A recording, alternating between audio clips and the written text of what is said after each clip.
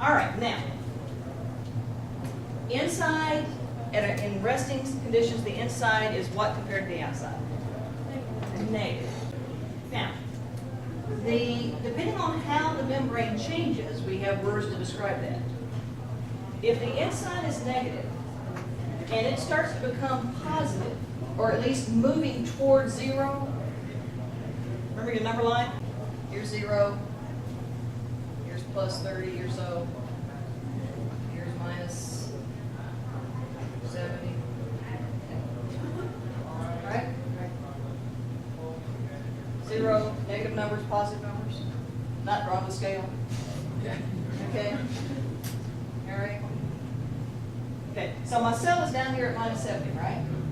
If positive things run in, this is going to go from minus 70 where? Yeah.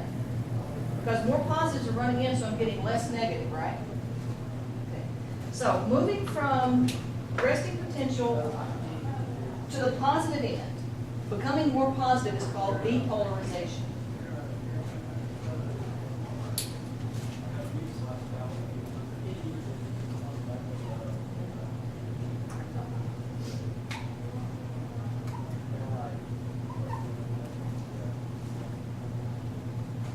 So when positive ions enter our cells, we say that the cell membrane depolarizes.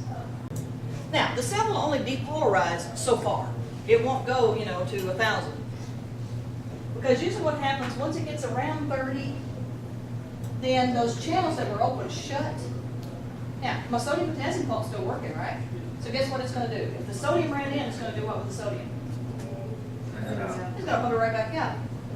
And so the cell goes back to where it started. That's called repolarization.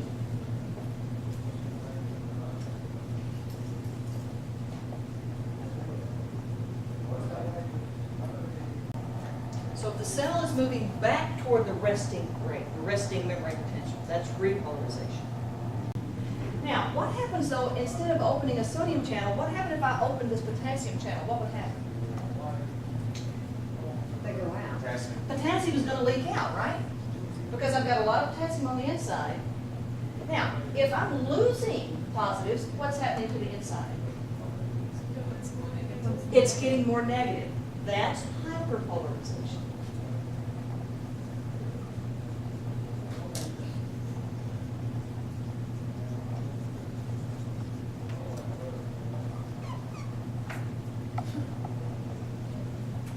So what happens in that case? Because we've been talking about what happens when sodium comes in. It,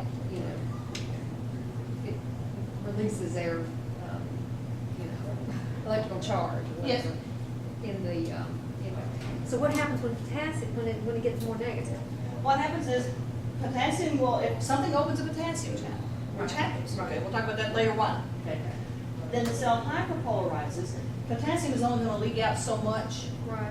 And then what will happen is, when the potassium channels close, what's still working? The pump. The pump. And so it's going to pump potassium Back to 70. or back in. But what I'm saying is what's going on in the neuron when that happens? What kind of potential and what's going on over there? In a neuron that becomes hyperpolarized, it is going to be harder to generate a signal. Okay, so it's just less light. That's exactly right.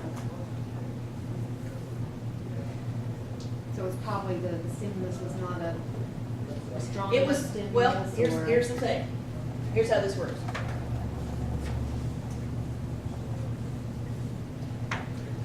Here's a neuron, right?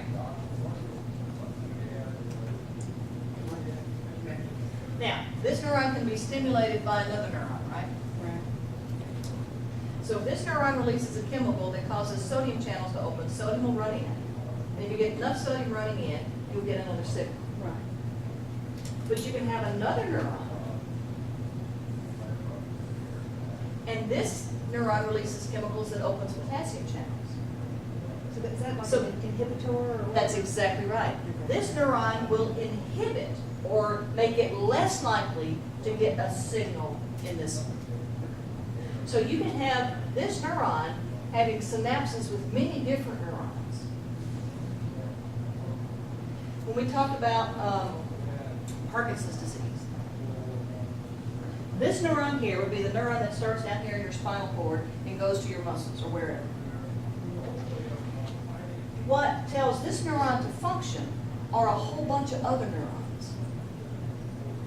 You've got a neuron, like this neuron right here, that might start up here in your cerebral cortex and synapse with this neuron.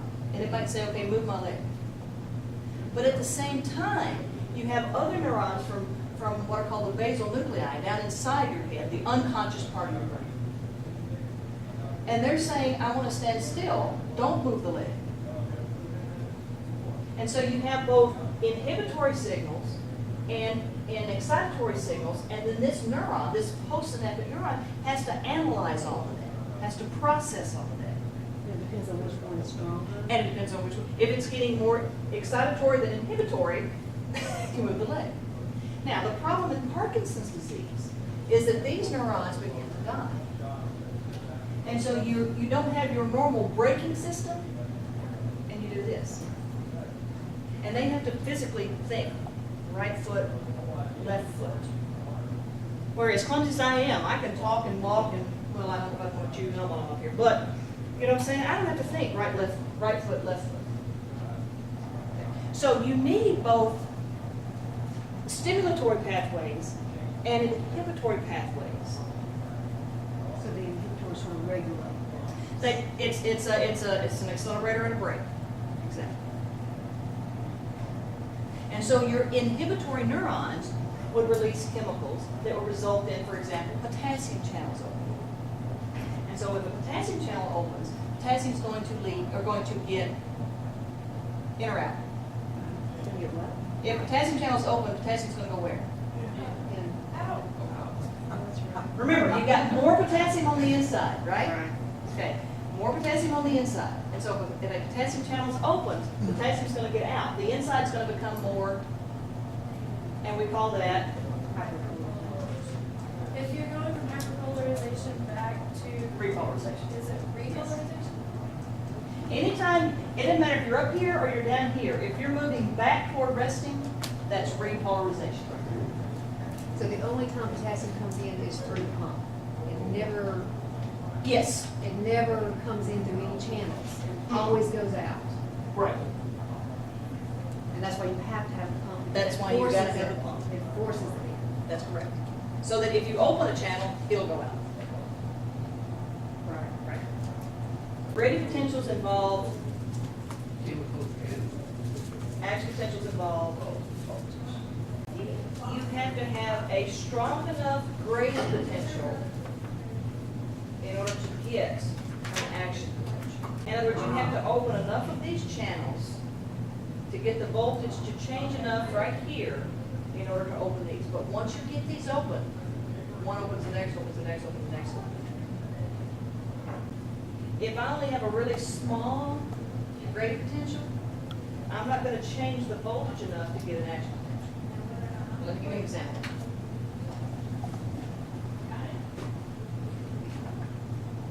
If I just barely hit this light switch, I'm creating a small graded potential, right? Right? I've got to hit it hard enough to make it flip, right? If I hit it hard enough, if I generate a strong enough graded potential, then I get an action potential.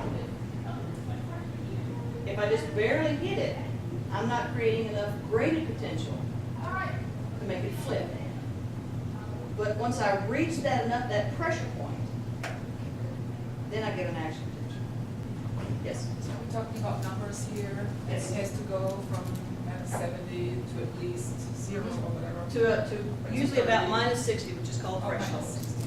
And we'll get to that next week. Because we're not talking about the volume, like not the whole cell We're- body has to be stimulated, it's just the. You have to have enough of these open to get enough sodium in to get the membrane potential right here at that initial segment to go to -60. And that's what's called the threshold level.